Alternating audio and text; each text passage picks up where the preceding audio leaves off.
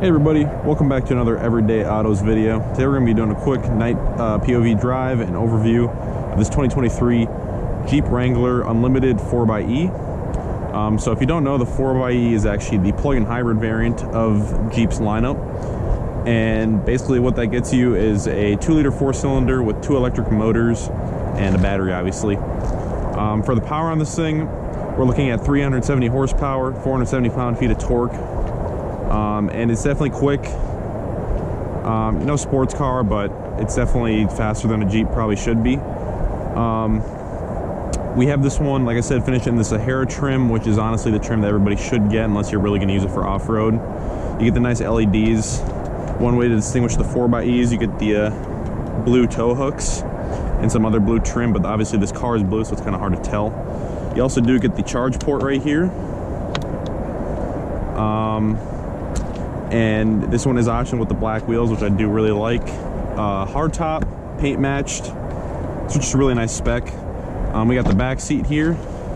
As you can see, not a ton of room, but definitely adequate, and you can fit your most normal sized people in there. So yeah. Coming around to the trunk here, it's a Jeep, so it opens from the side just like that, and then this comes up.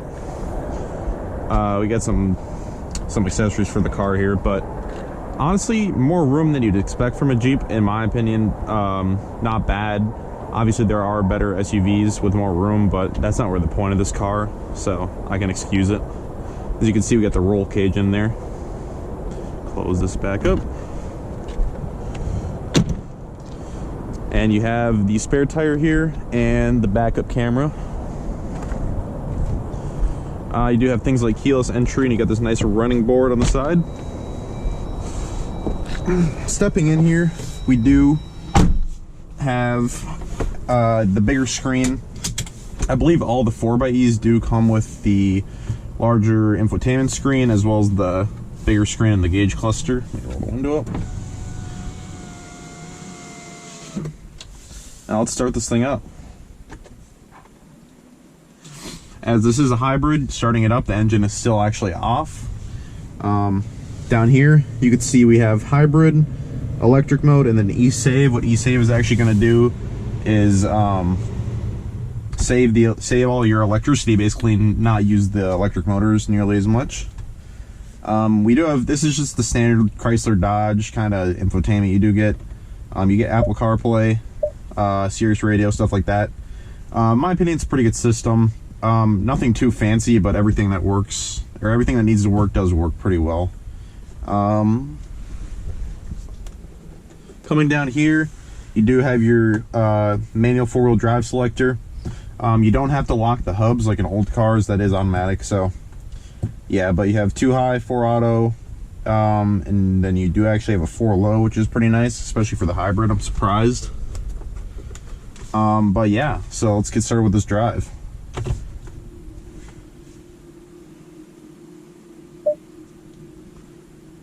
As you can hear, I'll roll down the window, but it is completely silent right now because it isn't electric.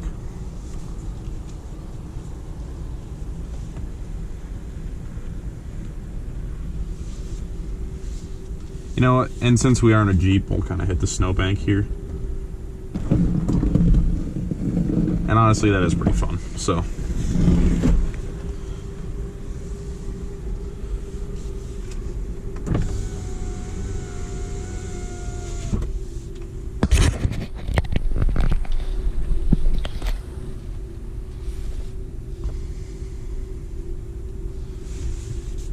Alright.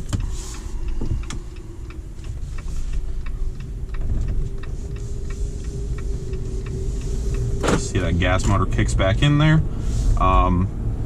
And the battery is pretty low on this right now, but if the battery has a charge in it, you can actually put that into electric mode and it will pretty much drive fully electric. If you really tromp on it, it will convert to gas because the electric motors don't make that much power, and it does need the gas if you really want to get the full power out of it.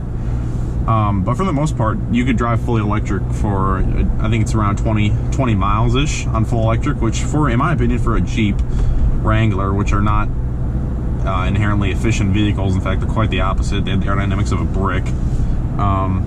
Honestly, I think that's pretty good. for what you're getting here. And I don't know if I mentioned, but this one does come in at just above $60,000, which honestly I think is a little steep. Personally, I feel like you're missing the mark, kind of. I feel like for a Jeep, I've always liked Jeeps, but I always have thought they've been a little overpriced. And they can be spec'd out in some interesting ways that are really expensive for no reason. Like for this one, 60 grand is just too much for what it is, in my opinion. There's a lot of other cars, I think, or you could just get a normal Sahara for way less than that. And I do prefer the hybrid powertrain over the standard gas models that they do offer, but it's just not worth that amount of money, I'm sorry. And I feel like a lot of people might disagree with me on that, but that's just me personally. But this is a really good powertrain, and I do honestly, the powertrain is really good. It's just a little steep in the price.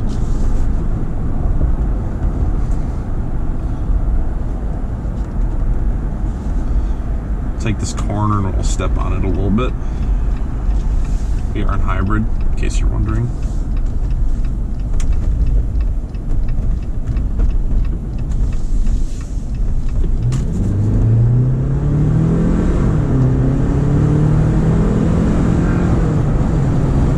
And it might not do it justice on camera, but it is pretty quick. Not the fastest thing in the world, but for what it is, it gets the job done. No 392, but it is what it is. You're not paying 392 money, and don't have a 392, obviously.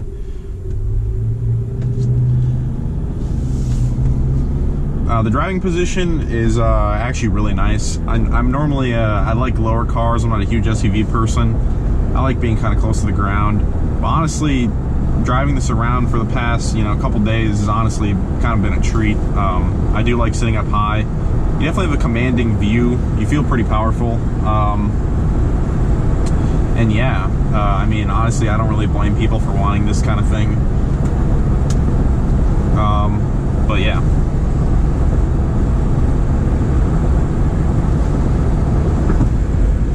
And the wind noise actually isn't awful for a Jeep Wrangler. It's actually quiet in here than I thought. My one complaint is, I believe it's the antenna over there, but that does kind of make like a weird wind noise that I'm not a huge fan of.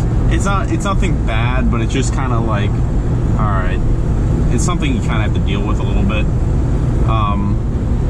Personally, I wish they could just fix that, or like kind of build the antenna in a little bit more, but it is what it is, I guess. I feel like a lot of people that buy these Jeeps probably won't mind that, but something that does kind of bother me. As you can see here, we're averaging around a little over 20 miles a gallon.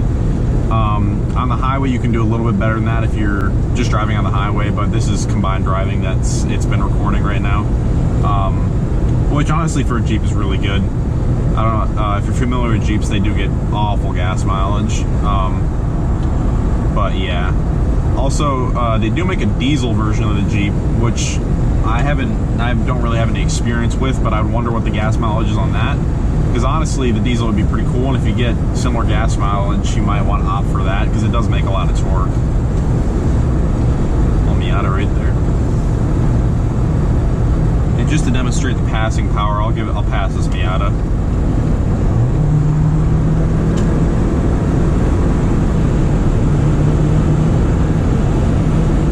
As you can see there, it's pretty quick.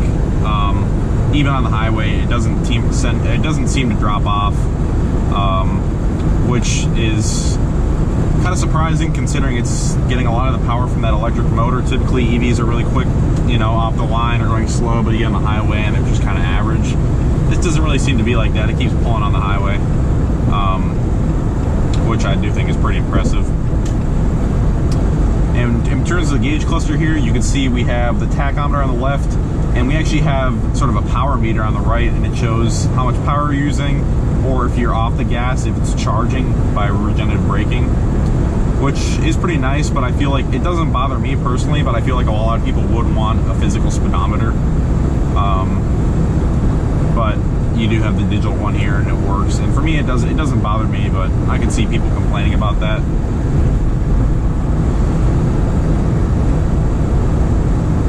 And speaking of regenerative braking, there's a button right here turn that on. I have it on right now. It's not one pedal driving. If I let off, it doesn't fully come to a stop, and it doesn't brake that fast, but you can definitely use it to slow down in certain scenarios, and it is nice not to have to use the brakes all the time, because not only are you gaining electricity again, which you don't have to, you don't have to charge it up, you can just kind of rebuild it, and also you're saving your brakes, even if it's in a small amount. I mean, everything counts. So yeah.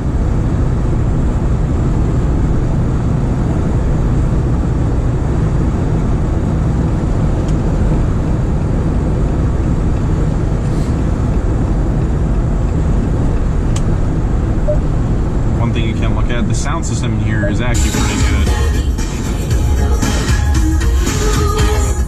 You have a lot of speakers right above your head, kind of in that roll bar, which I do think would be really fun if you had the roof off and you could, or had some music on. I think that'd be really nice. But yeah.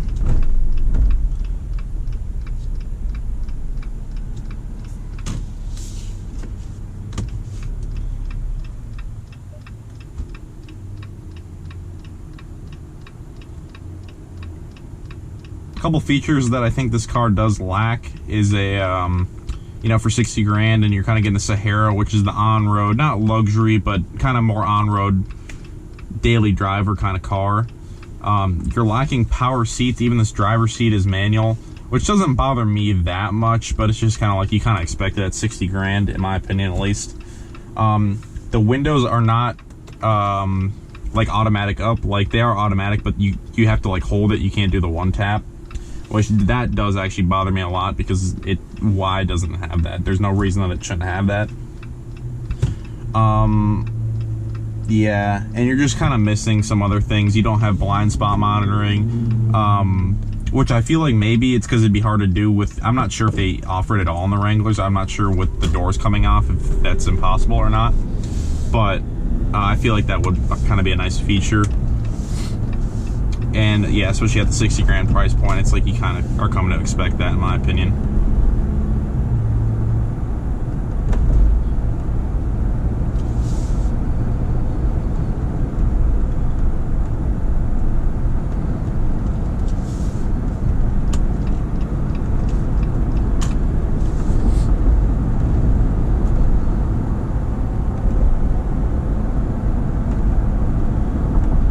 The steering on this vehicle is actually pretty direct for a Wrangler. I mean, it's no sports car, but keeps you on the road straight. I've driven the older Wrangler, the last generation, and it's not awful, but it's by no means direct. You kind of got to keep it on the road a little bit. This one's definitely a lot better. You can tell they definitely, take into consideration what the complaints have been with the last one and made sure that this, steers good. There's a new Nero right there.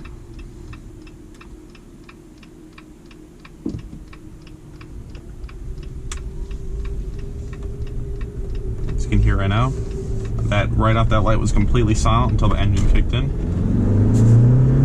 Like right there, you got a lot of torque, which is a lot of fun actually, especially in a Jeep. It's like this car should not be moving that fast. On the shifter down here, you do have a manual mode, but in this thing, there's no point touching it. The shifts are not that fast. This isn't a sports car, and it's not pretending to be a sports car. I don't really think you should ever use that unless you're off-roading and you want to hold a gear. I think that's really what it's for, but it's not for like shifting like sporty or whatever.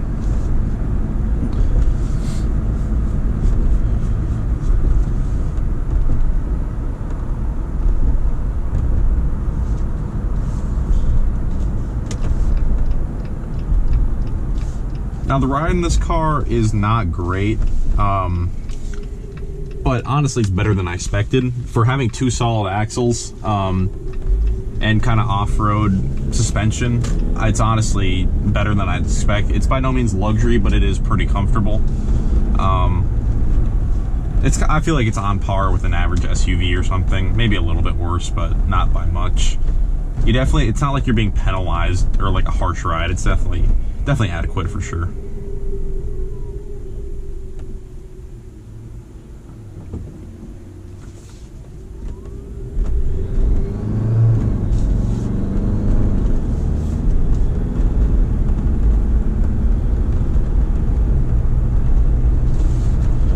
Kind of come up to some slightly curvy roads here, and I'll show you the steering and handling.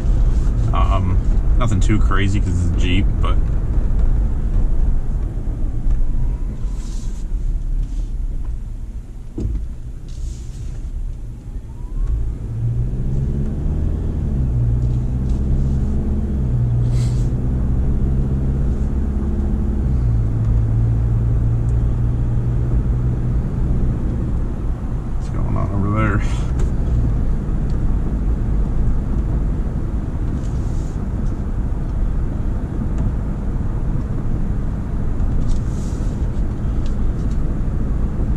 taking it through these corners here. Honestly, I don't know. It's kind of what you expect. There's a lot of body roll. It likes to plow. I mean, it's a Jeep. Nobody's expecting a great handling car here, and you're not getting one. So yeah, it is what it is. It's a lot of body roll. It's an off-road vehicle.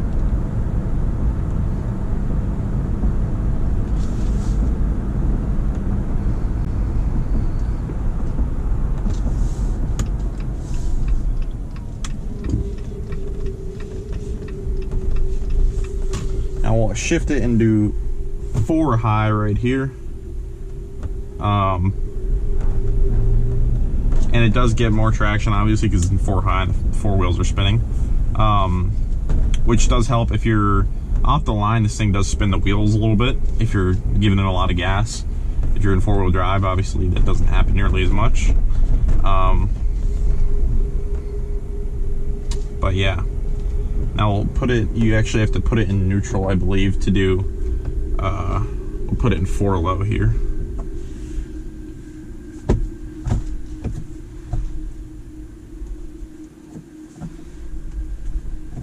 It is kind of hard to get in the 4,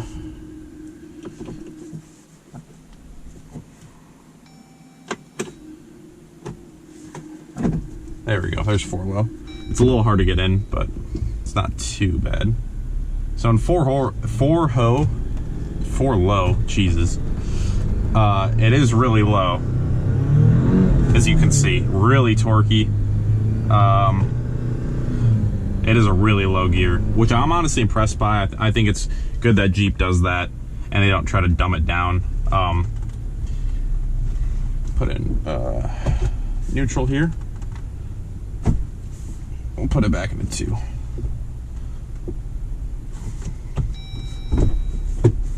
There's 2. Now we're in hybrid again. We do actually, if you go into apps here, you have 2 things that are worth noting. You have your off-road pages, fill load. Basically gives you different information that you might want to know while you're off-roading. It does take a second to load, which is really annoying.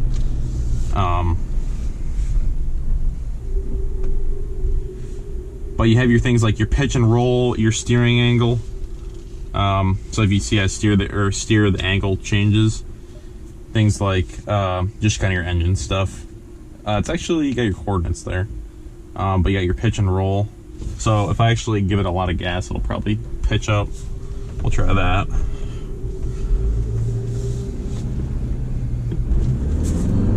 Yeah, you can see the pitch actually changes. That's pretty cool. You also, which is cool, but I mean, who's not really going to use that on a day-to-day basis? What you might actually use on a day-to-day basis is your hybrid electric pages, giving you things like your power flow, so you can see if it's negative, it's actually putting kilowatts back into the battery right now from charging. You guys get things like your history, your charging schedule. You have the e-save settings, so you can charge the battery or just save it. Which I think is actually pretty cool that they let you customize that, especially in like a hybrid Jeep. I think that's really cool that they let you choose exactly what you want it to do. So yeah.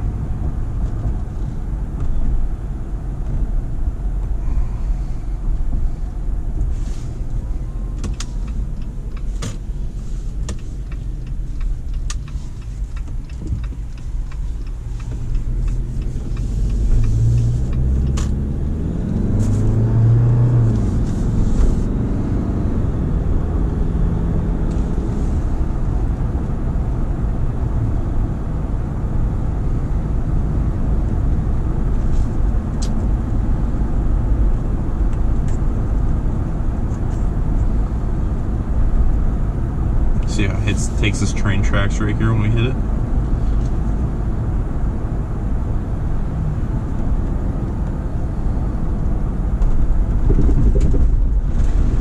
Not bad, honestly.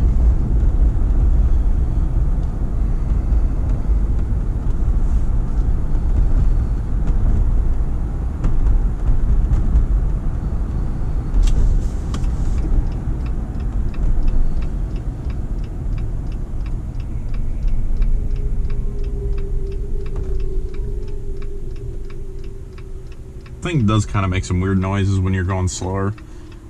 Just that electric hybrid system working, but it is interesting to listen to.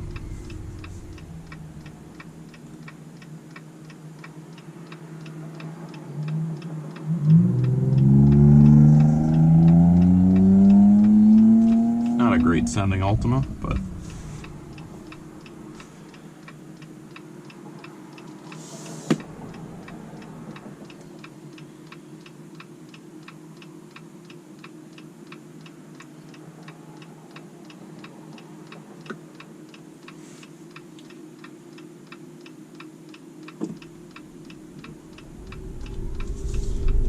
give it another quick acceleration here once we get around this corner.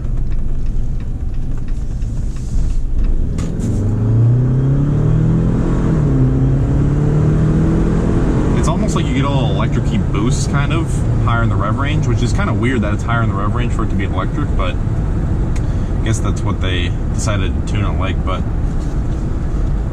it is pretty fun, I will not lie.